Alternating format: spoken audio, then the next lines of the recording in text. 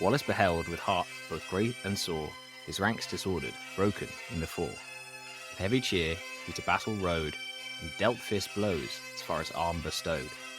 The English host, advancing with full might, pressed on, surrounding Scots both left and right. In dust and blood, with banners fair unbound, our noble Wallace saw his men surround.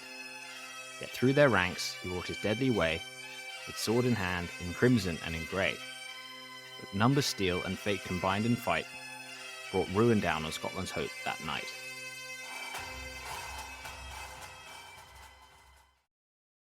That was an excerpt from Blind Harry, William Wallace's somewhat unreliable biographer. It's a poem about the chap, specifically concerning the Battle of Falkirk, which is going to foreshadow the content of today's show, as that's what we'll be covering. So welcome back to History versus Hollywood, the podcast where each week we take a look at the real history behind some of your favorite movies. This week we continue our series on Braveheart, the tale of William Wallace, hero of Scottish independence, with his time as the protector of Scotland, the Battle of Falkirk, his downfall, and his eventual and grisly demise.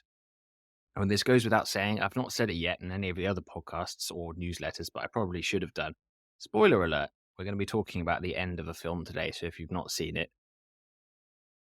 don't complain about the spoilers because there will be them plenty.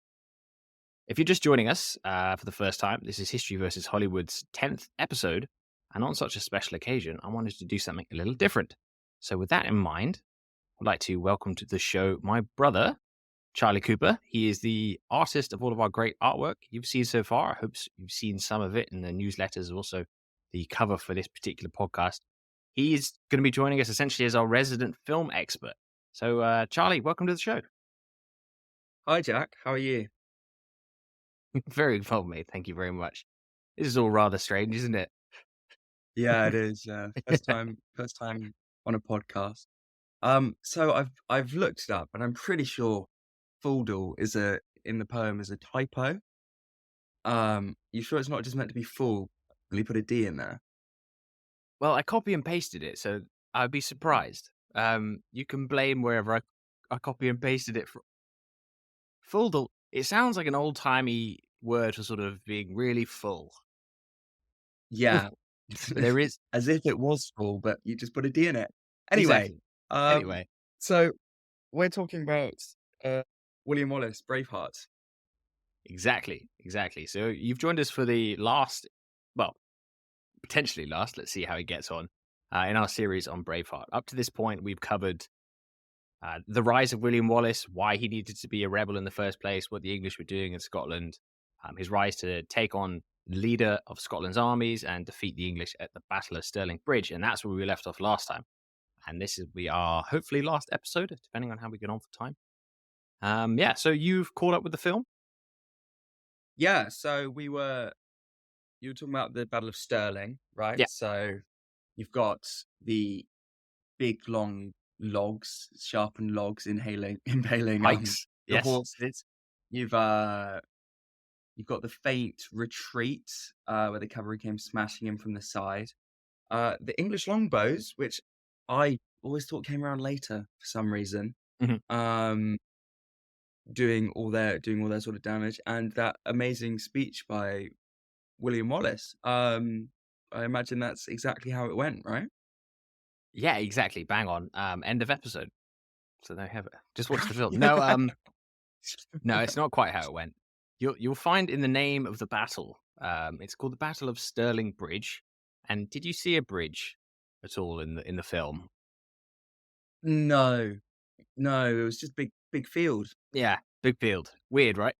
Not quite sure Mm. what Mel Gibson's, as he directed, starred in and did the whole shebang there. I'm not sure quite what his thinking was, but he decided to remove the bridge from the Battle of Stirling Bridge. So let me just catch you up on it quickly. What actually happened? So we're on the same page. Does that sound good? Yeah, sounds good. Okay. So Stirling Bridge, there's Stirling Castle. It's this enormous, impregnable castle. Sits in a valley, and through the valley runs the River Forth up in Scotland, obviously. They're What?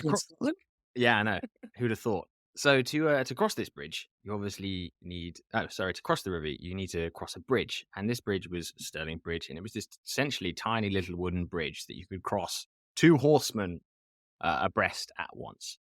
And the English army had been sent up to deal with William Wallace and his wayward gang of Scots, and they'd made it all the way to Stirling Bridge.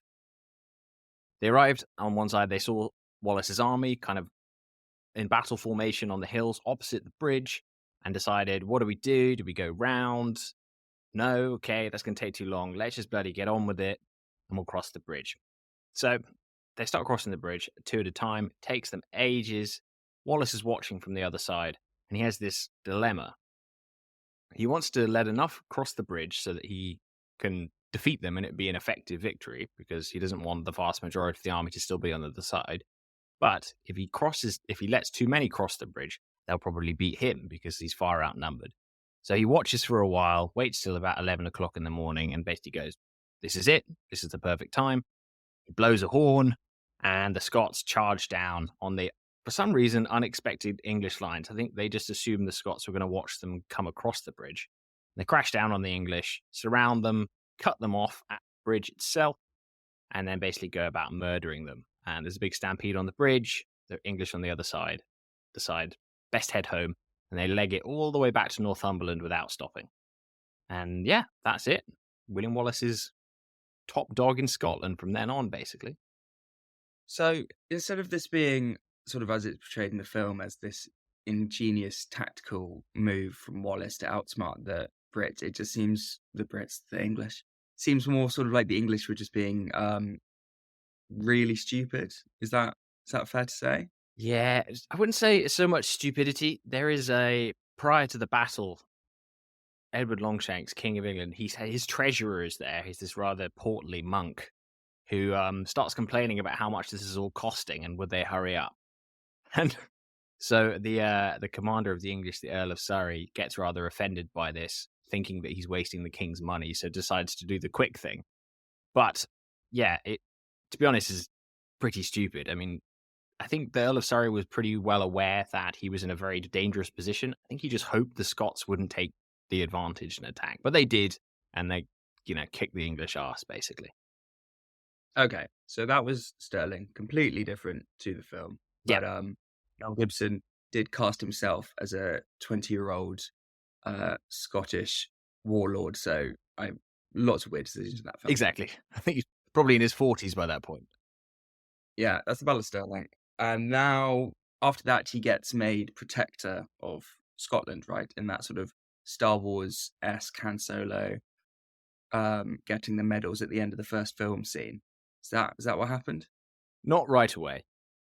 He does eventually, and that would start a long series of events, cause a lot of jealousy amongst the nobles that would begin with their essentially trying to undermine him at every corner. But before we got to that, and before he sort of knighted and made protector of the realm, he actually had a job to do, which was to continue kicking the English out of Scotland.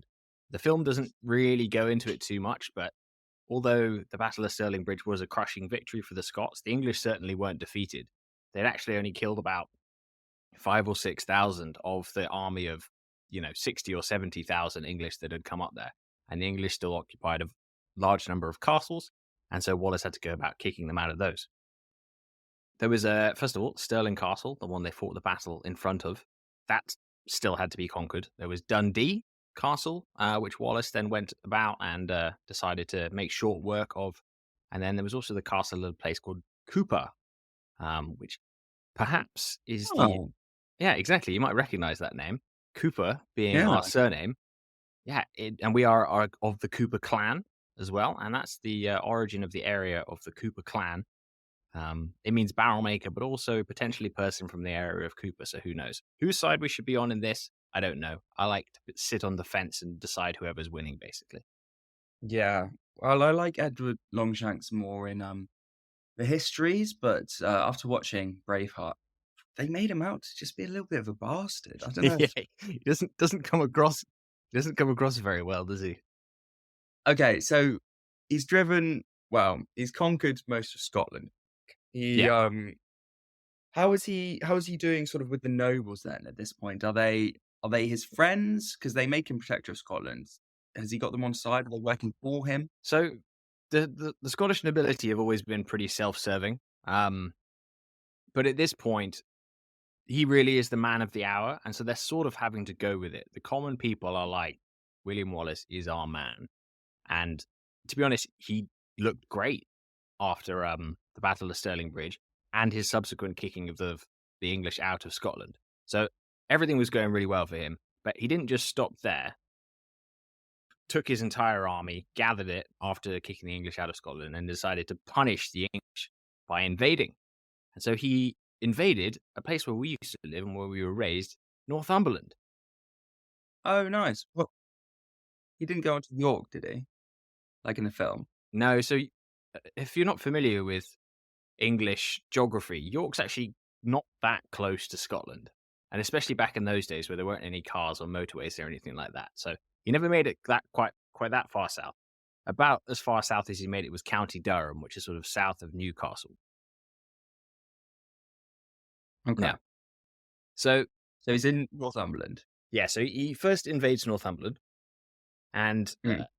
luckily for the locals, they'd had plenty of opportunity plenty of forewarning because they'd seen the English army, the survivors, legging it from Stirling Bridge a few weeks earlier. So we're pretty sure the Scots would be in hot pursuit. So they'd all moved out, right? There was basically nobody there in Northumberland for Wallace's anger out on. So him and his men essentially just went around attacking a bunch of empty cottages and burning down fields and trying to find any livestock that remained, but there basically wasn't anything there. This is all pretty boring for Wallace and his gang. And so they decided to turn left, west, I'd say, left or west, depending on which way you're facing. And I just said looking down at a map left. Yeah. exactly, if you're holding a map in front of you, it would be your left arm. You're So pointing at north. North is up. Yeah. exactly. North is always up, obviously.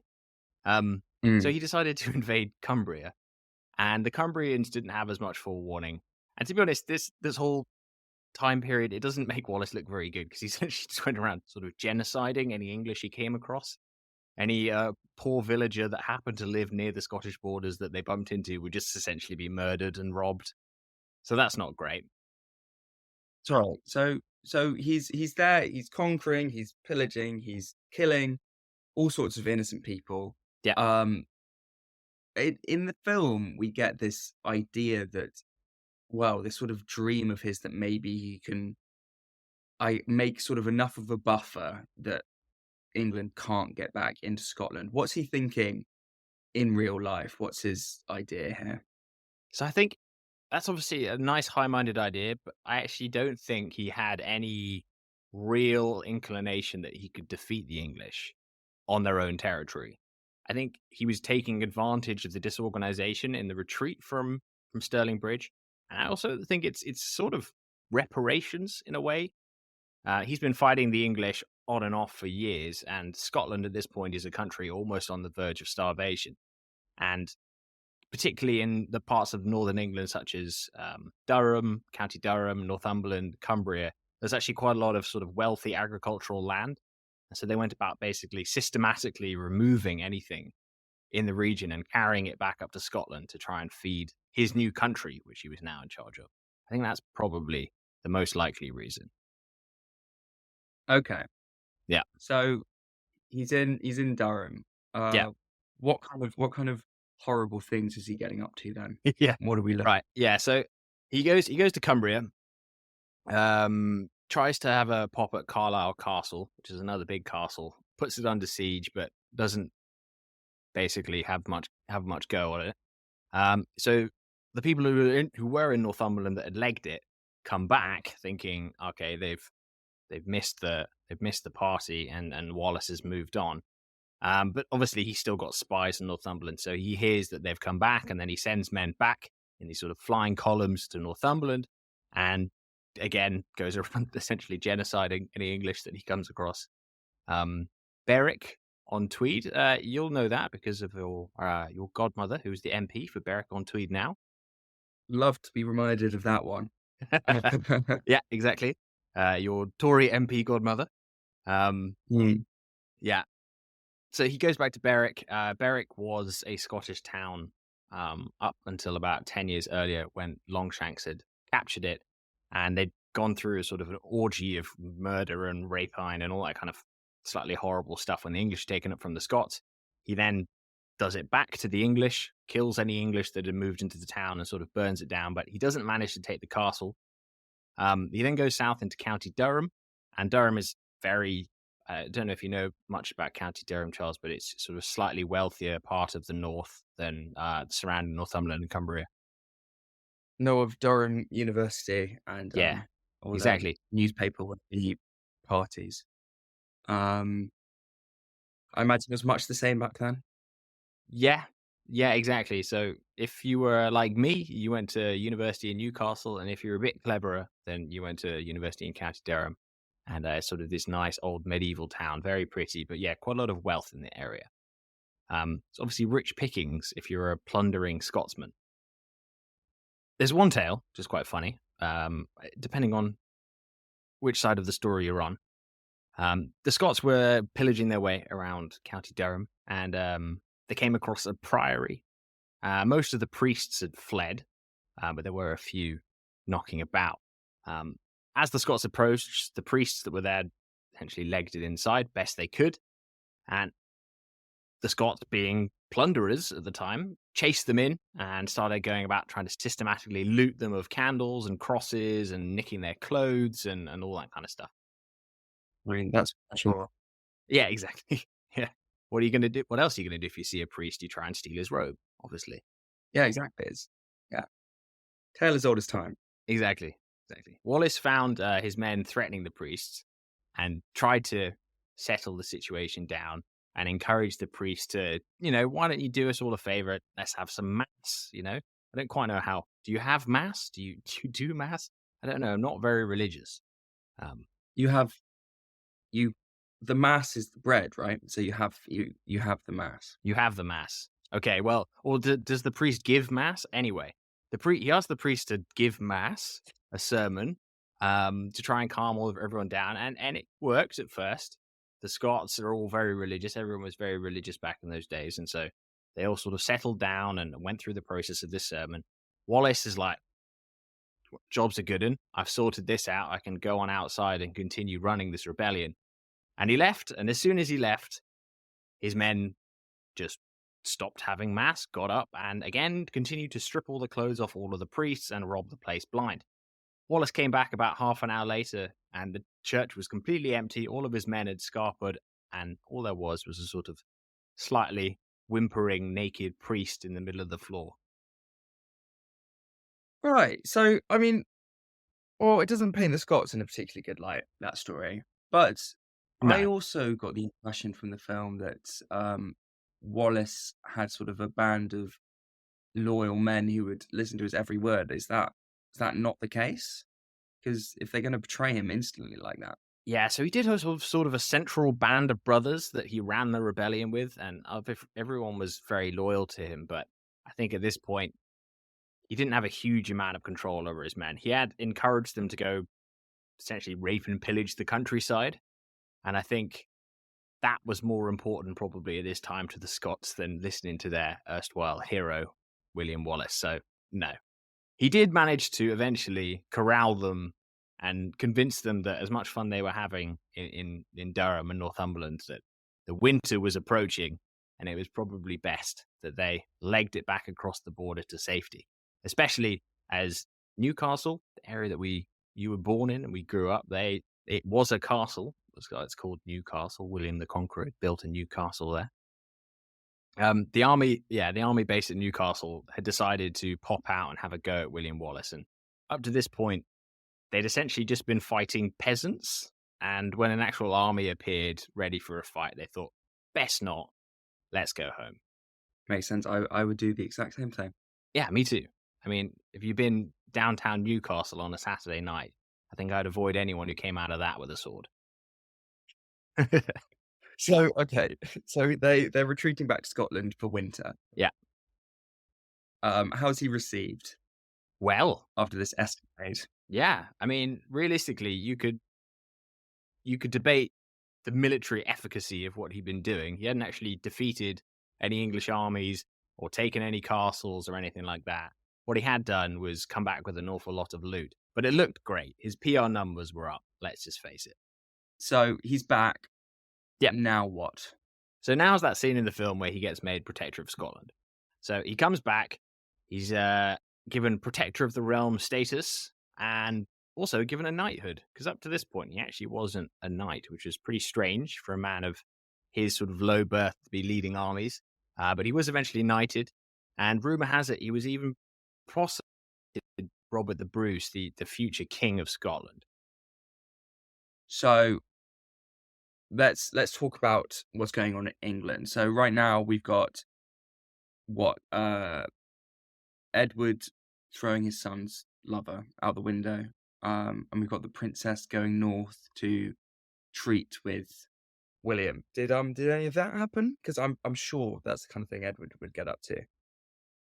Yeah, I mean, it does sound like the sort of thing he'd have liked to have done, but not quite. So first things first, this Princess Isabella that gets sent up to negotiate with Wallace. So she was real, but at the time she was probably 4 years old and still in France. And yeah, I'm not sure that even the medieval views on the age of consent stretched quite that far. So she definitely wouldn't have been sort of an object of desire to try and trick Wallace into making a mistake. That's for sure. Mm. Yeah. You're saying William Wallace's son didn't take over the throne of England like it's implied in the film? That never happened. I don't think so. No. Blow my mind. I No. can't believe it. No. Okay, go on. And then, yeah, secondly, you mentioned that scene where Longshanks throws his son's lover out of a window. Mm.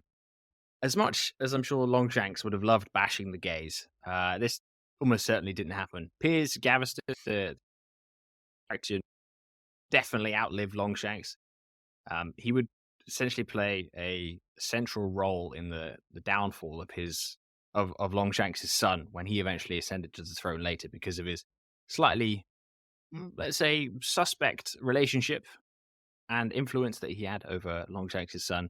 But no, he wasn't thrown out of a window. Longshanks did exile him a few times. But yeah, no, he just kept coming back. So, but he didn't die. Yeah. No.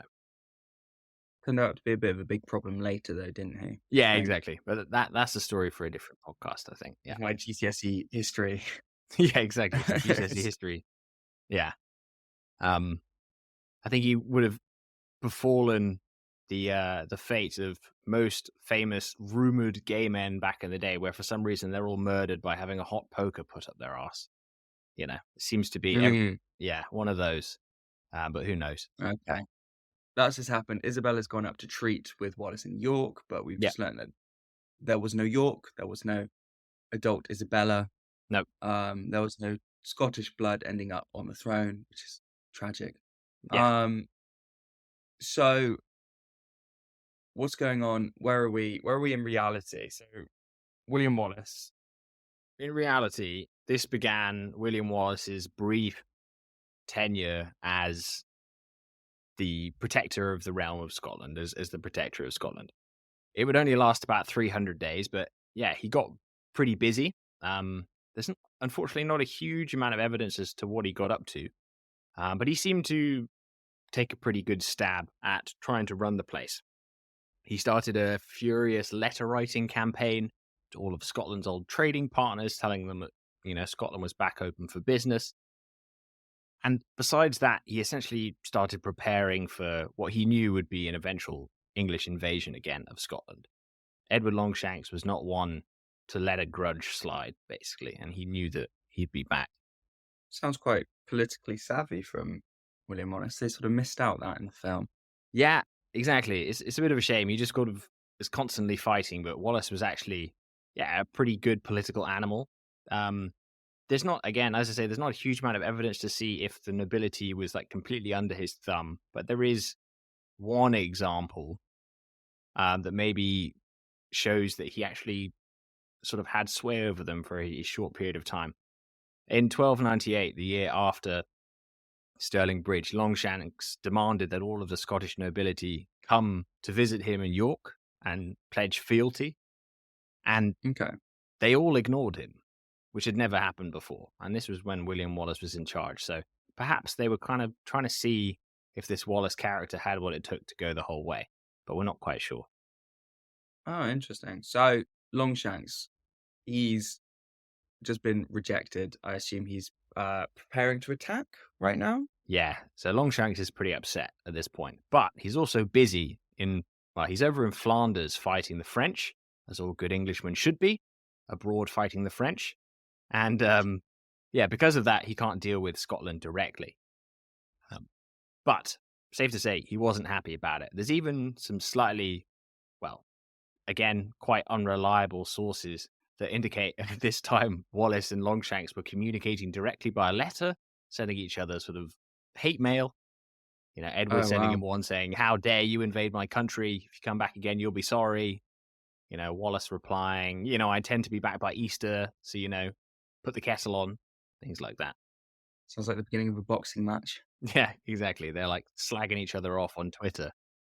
But no, you're right. Longshanks had absolutely no intention of letting things go. So he sent a message to the Earl of Surrey, the guy who lost the Battle of Stirling Bridge, and asked him to put together a new army and prepare to invade. This time it was going to be absolutely enormous. They reckon something around 100,000 men, 80,000 footmen, about 5,000 armored knights, about 5,000 longbowmen, which was compared to, I think, the most William Wallace ever had under his command in one go was around 18 or 20,000 men. So, yeah, they were not leaving anything to chance this time. Wow. Yeah.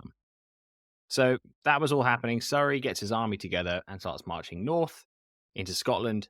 And the Scots do what they do best, which is guerrilla warfare. They sort of melt away in front of the approaching English army and attack their baggage trains and then disappear again and don't stand and fight. This is obviously very frustrating for the English as well. And just as this is getting going, the Earl of Surrey receives a letter, a fateful letter that will decide the fate of Scotland in the end, which is from Longshanks telling him to hold his army where it is as he was coming to take command. And I think on that note, we should take a break. Join us again in the second half, and we'll see what happens after Longshanks takes control of the English army. We'll see you then. See you then.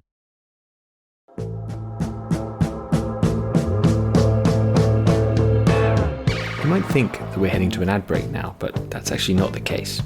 The intention with History vs. Hollywood is to keep it ad-free and completely supporter-driven. If you'd like to support the show, the best way you can do so is subscribe, if you're already a subscriber, by upgrading a subscription, or if you're not quite ready for that sort of commitment, you can go ahead and buy us a coffee. All of the details of how to do so can be found in our newsletter. If you're reading this on Substack, well, it's just below. Or if you're listening to somewhere else, perhaps on Spotify, Apple, or on YouTube podcasts, well, you can find the link to our newsletter in the show notes. Thank you so much for all of your support so far. All of the money goes towards paying our artists, contributors, and allowing us to focus on this show and give it the attention it deserves. Thank you so much again, and now back to the show.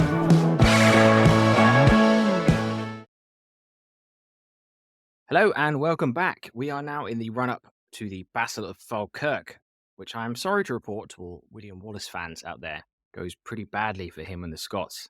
This is when the Scottish nobility betray him, ride away on their horses, and Robert the Bruce skews his horse with a lance. That's right. Yeah, kind of. Few caveats. Robert the Bruce definitely wasn't at the battle, so I mean that definitely didn't happen. But the Scottish nobility could be accused of abandoning him, but we'll get into all that soon. So, Longshanks is on his way, and Wallace is getting busy preparing his defenses. For one, he's gone, in his short time in office, he's gone about reorganizing the levy system. So how can he actually raise men from Scotland now that he's in charge? Basically separated the entire country into sort of parcels, sections, each one with like a headman. And it goes all the way up from sort of 10 blokes to 100 blokes to 1,000 blokes. So you can really raise kind of big armies quickly. They developed longer spears to deal with the English cavalry, and also these tactics which would precede the sort of English fighting in square tactics that you'd see later on. Yeah, basically fighting in these sort of bristly spear circles to try and defeat English cavalry, so they couldn't charge at them from any direction. So he was taking good steps there. He also introduced conscription. So William Wallace comes across as sort of this nice, freedom-loving man. Um, wasn't prepared to give his countrymen the freedom to choose whether they wanted to fight with him or not. That's for sure. Going to the length that he had in every town and village in southern Scotland a gallows built with the explicit message of they would be used on anyone who refused to fight. And he even went around personally hanging people that didn't respond to the call to come and defend Scotland. So you don't really see that side of William Wallace in Braveheart. No, not really. I mean, it's sort of if they put that in the film, it definitely would have taken the oomph out of the dramatic execution ending. Yeah, If you exactly. see him going around doing it to a bunch of people who are refusing to fight, you gotta get people riled up somehow. Yeah, I guess you got to do what you got to do, really. But it doesn't. It just goes to show everything's a bit grey. Nothing's quite as black and white as maybe Braveheart portrays. I mean, you had Robert the Bruce sort of in his big speech where he turns his character around saying, "I don't want people to join me out of fear. I want them to join me because they're inspired, like William Wallace inspires them." Yeah, Well, yeah. Again, it was still medieval times. The common man didn't have much of a say in anything. Mm. So on top of all of that, he'd been reforming the country as well to try and make it more resilient to the English. He'd kicked out any English priests or nuns from the Scottish church. Actually, a crime that he would eventually face punishment for upon his capture, as supposedly a large number of these priests and nuns were killed in the process. Um, it wasn't his direct policy to murder them, but in sort of the heat of the moment, some of them were kind of had way with when it came to the nuns or murdered. So it doesn't look great. On top of that, he implemented a scorched earth policy, basically most of southern Scotland, so that any route that the English came up to try and attack him, there would be no shelter and there would be no food. And that also meant that he had to withdraw all of the people from the area. So he's really taking big steps to try and defend Scotland at this point. Longshanks eventually arrived with his army, and it was an enormous army. And he intended to keep it in the field for a long period of time. And as such, this scorched earth policy was going to be a real problem. But Longshanks was not one to leave things to chance. So he spent an awful lot of time before invading, meticulously planning on the assumption that there would be no food to get in Scotland itself by having a sort of fleet of support vessels following his army up the coast, having long lines of supply, etc. Well, with that all in mind, on the 25th of June in 1298, Longshanks finally invaded. Things would start out kind of slowly. There'd be a few smaller battles, one here and there. There was this warrior monk type figure called Bishop Beck, who had a sort of squadron of like super hard Jesus loving warriors that would go about sort of dashing about on their horses with their shiny armor and taking castles here and killing blokes there and generally being religious fundamentalists by sort of burning heretics and all that kind of fun stuff. They ended up capturing 3 Scottish castles up front and took absolutely no prisoners. So perhaps you could see that as an early win for the English. But the Scots then got one back by attacking Longshanks' supply lines. And luckily, there was also some poor weather off the coast of Scotland. Would you believe that, Charlie? Poor weather off the coast of Scotland. Oh, wow. I know, Unheard of. unheard of, really. And that basically meant Mm. that right from the get go, the supply situation for the English army was starting to become untenable. From the beginning of the invasion, it was very hard to see who was really winning. But you could probably say the Scots were, even though there'd been no sort of big direct engagement. For all of Longshanks' preparation, the English army began to starve. Poor weather and the combination of the attack on the supply lines had meant that the army just wasn't getting enough food, and as such, rations began to run short. This, plus the long march and the shoddy weather up in Scotland, and the fact that the Scots were unseen, meant that the mood in the English army just began to plummet. There's one story that goes that one of the supply ships that eventually did manage to make it through But when they cracked it open, it was only found to be carrying wine.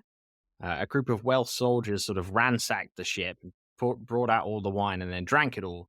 And then on an empty stomach, ended up getting absolutely roaring drunk. The Welsh and the English, there's no love lost between them. So essentially, overnight, the English camp turned into a sort of mass brawled riot. When the Mm. priests in the camp decided to try and step in and calm everyone down, the Welsh soldiers killed 18 of the priests outright. And then in retaliation, yeah, I know, 18 A priests lot of just priests, a lot of priests dropping left and right in this. It's like the real victim of this. exactly, exactly. The real victim in this whole thing was the church. Um, Yeah. Now, then the English, they stepped in and in return killed about 80 of the Welsh soldiers. So, not good for morale for the army, I don't think. No, I hear infighting, it doesn't boost morale. No, exactly. Yeah, morale was low, to say the least. And Longshanks himself, I mean, you can see from his writing at the time, he was also kind of just like, oh, what's the point? I'm sick of fighting the Scots. This is going badly. It's boring. I want to go back to Flanders and fight the French. They're easier. So he wasn't doing great. Where were the Scots and why couldn't he fight them? Well, yeah, that's a good point. Where were they? Hiding, I imagine. Yeah, doing what they do best and making use of the land, pulling back. I mean, if you look at a map, like actually Scotland, it comes across, obviously it's a slightly smaller country than England, but it's kind of enormous and goes really, really far north. And so they can just keep pulling back and back and back. Mm. And it's obviously they have the ability to resupply themselves from the land, whereas the English don't. And it was working. I mean, the morale of of the army of the English was collapsing.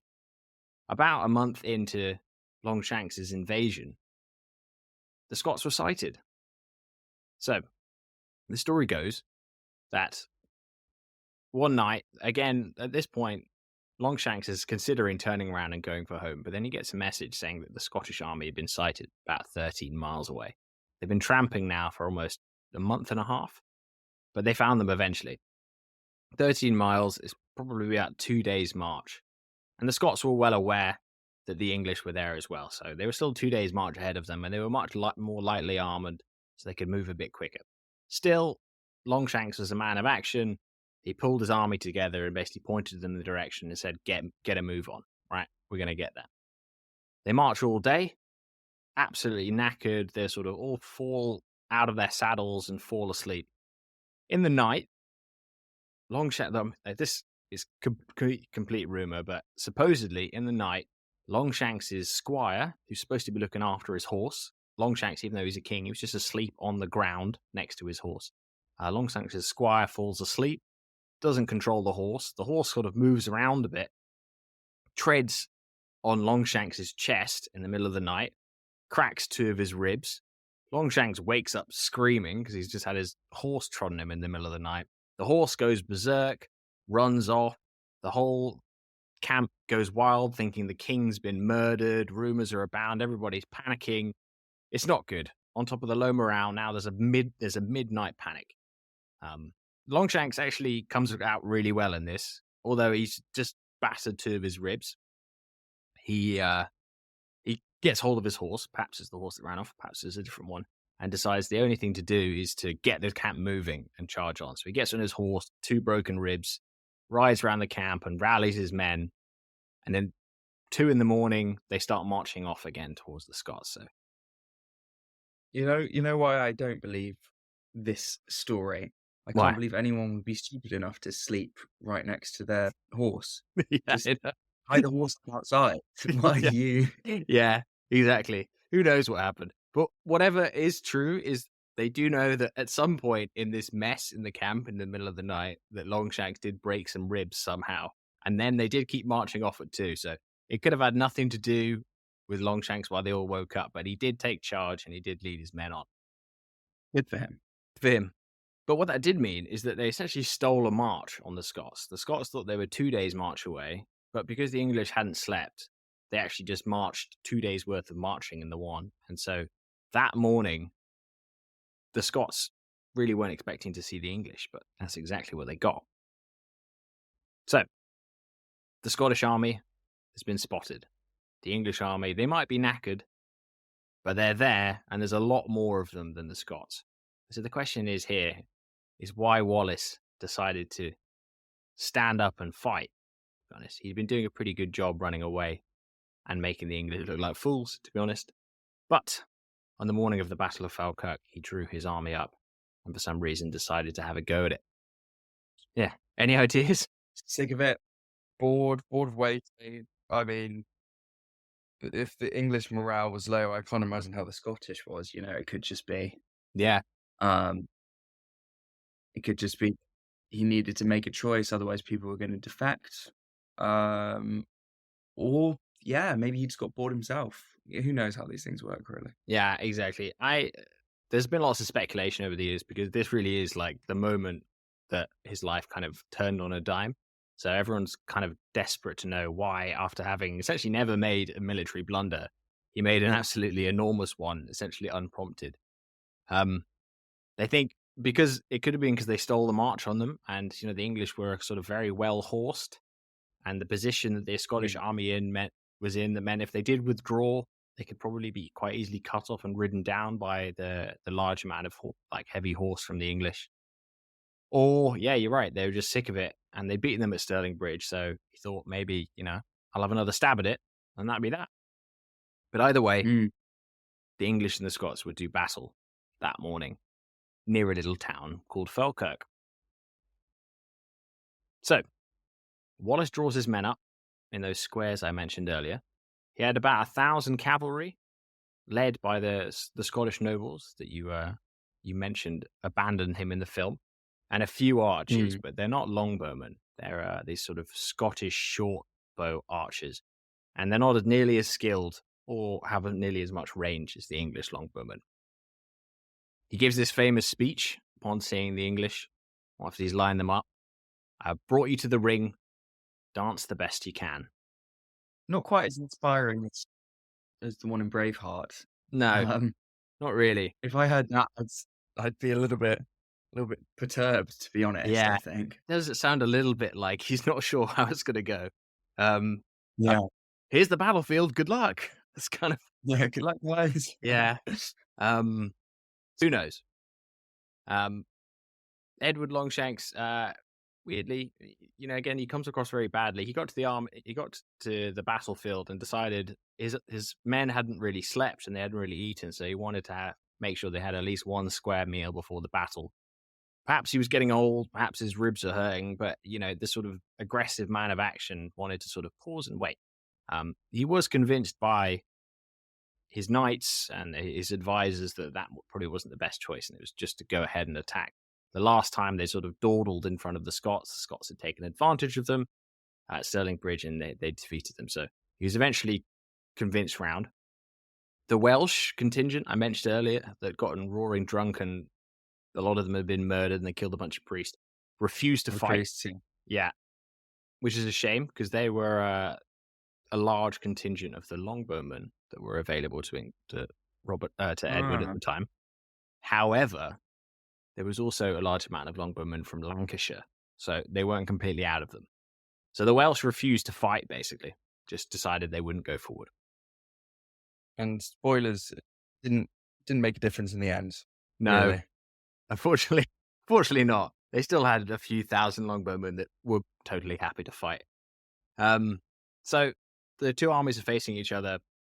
Again, it's pre-radios and kind of flag-based communication, and there's about 100,000 men there. So how much control you really have over one of these battles is unsure. But Edward's leading one contingent of cavalry, and there are two others. They sort of spread out across the field.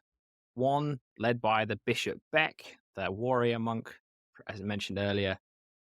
Yeah, they're sort of sick of dealing with him because he's always banging on about Jesus, and he's like, "We're just going to charge." So they charge straight at the Scots, and they charge straight into a swamp, and all get stuck in the swamp and thrown from their horses, which would probably have been quite funny if you were the Scots watching that. I can imagine. Yeah. Um, but unfortunately for the Scots, the two other cavalry contingents see this happen and sort of go round the swamp and sort of park up on either flank of the Scots. They charge in, but it doesn't really do anything because of these sort of bristling squares of spears that Wallace had got his men to be lined up in. So Mm. that's good for them. Then Edward goes, all right, well, that didn't work. let's just bring the archers in. And so they marched forward there, literally thousands of longbowmen. And the longbow, if you're not familiar with it, was sort of the creme de la creme of like military technology at the time. It actually hadn't been around for very long. It was essentially an enormous, extremely powerful bow that could fire much further and had a much higher velocity, the arrows, than the other bows at the period. And am I right in thinking these sort of uses of the longbow were what inspired Henry V to use them so much, or am I getting myself backwards Yeah, here? yeah, exactly. Yeah, you're right. You're right. You're right. So These this was the Scottish campaign. exactly this was the beginning of them and their effectiveness. They were actually so effective that they were sort of deemed as an offense to chivalry. Because the knights couldn't Oh, sort of right. wildly charge at each other anymore because they just get shot to pieces. So there was even sort of a campaign to try and ban them, similar to how they tried to ban sort of mustard gas and stuff like that after the First World War. It was seen as unfair to use longbows. But obviously, if you're the They ones can with the just longbows, it was only said by people who didn't have them, such as the French and the Scottish. yeah, yeah.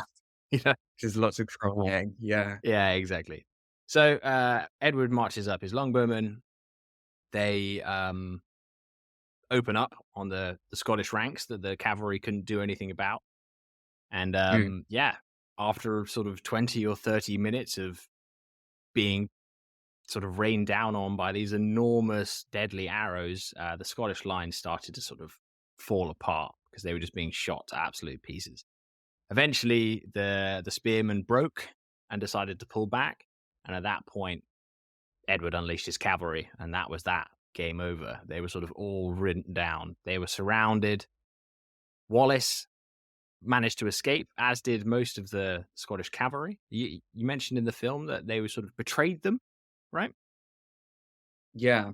Yeah, the noble sort of leaving last minute, that didn't happen then, did it? Well, they don't actually know. So this common guy, who's the guy in the film that sort of gives him a dirty look and leaves with Robert the Bruce.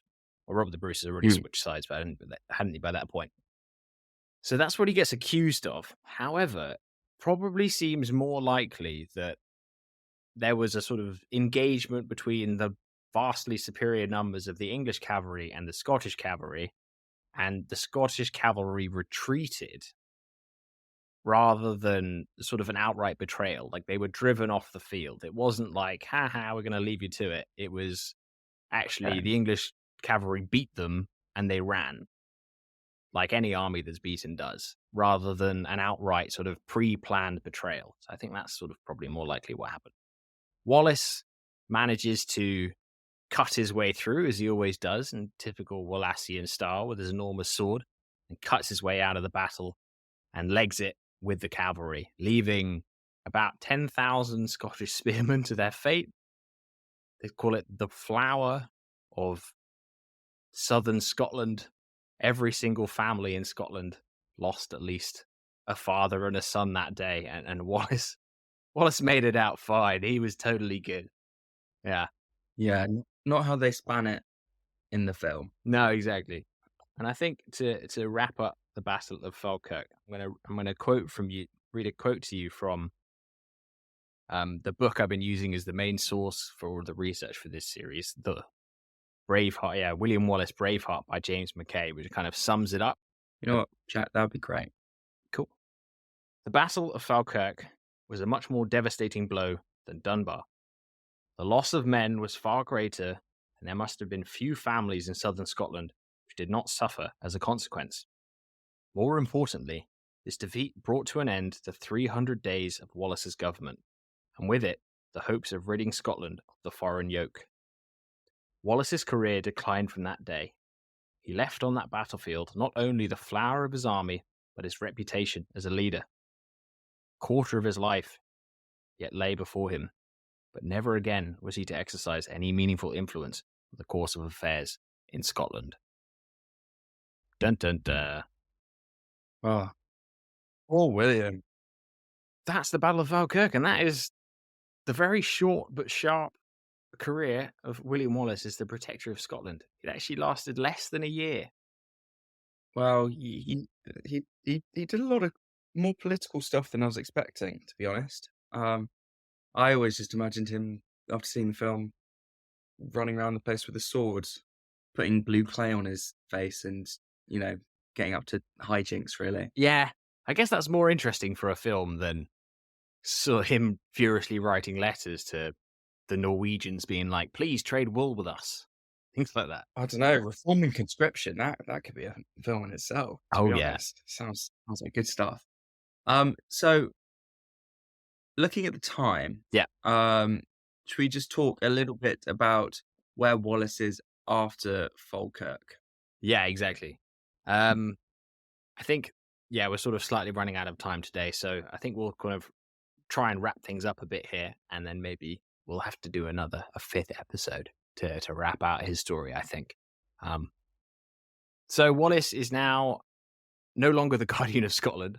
He basically gets sacked from that almost immediately by the Scottish nobility. He is now a man on the run. He still has a loyal band of guerrilla supporters. And as far as the Battle of Falkirk was a victory for the English, it's certainly not a victory in the war against Scotland. But the flag of Scottish resistance would now be passed on to others, taken up primarily by chaps such as Robert the Bruce and John Comyn. And that would be sort of, yeah, they would be in charge going forward. Wallace was now to sort of be a side character in his story. But as I mentioned earlier, in that quote, there was still 5 or so years of his life left. His very short and violent life. And it's those 5 years that I think we will cover next time. Great. Wow. There we go.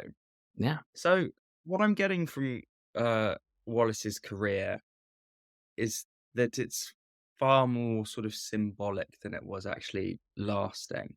Is that fair to say? Yeah.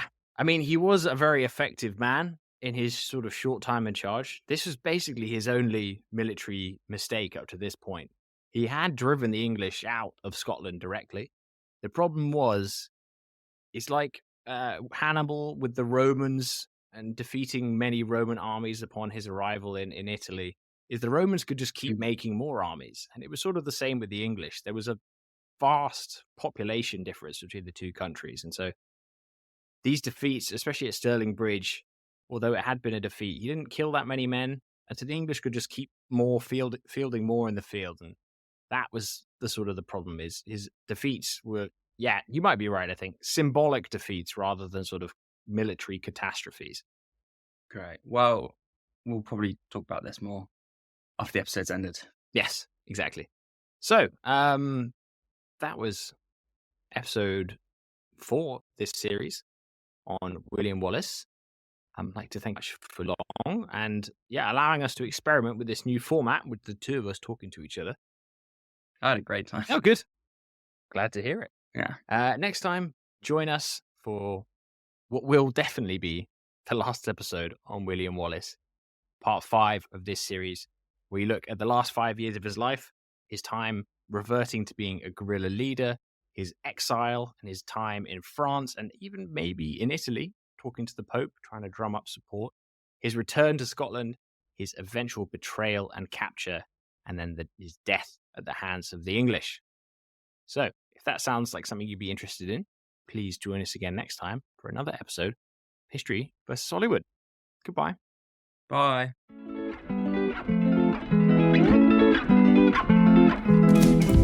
Thank you again for listening to an episode of History vs. Hollywood. I really hope you've enjoyed the show. You might have noticed, but I'm just beginning to get this show off the ground, and it would be invaluable to have your support in doing so. The best way you can help us out is by leaving a review wherever you're listening. You can do this on Spotify, Apple Music, YouTube, wherever. If you happen to be listening directly in Substack, perhaps you could just let me know what you thought in the comments. If you like the show, please go ahead and like it. You can restack it, or if you really like the show, then perhaps you would consider adding me to your recommendations. That would be absolutely amazing.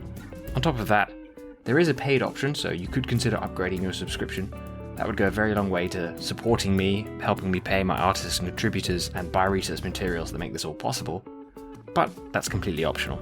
I'm just happy to have you here and listening. So thank you once again, and we'll see you next time for another episode of History vs. Hollywood. Goodbye.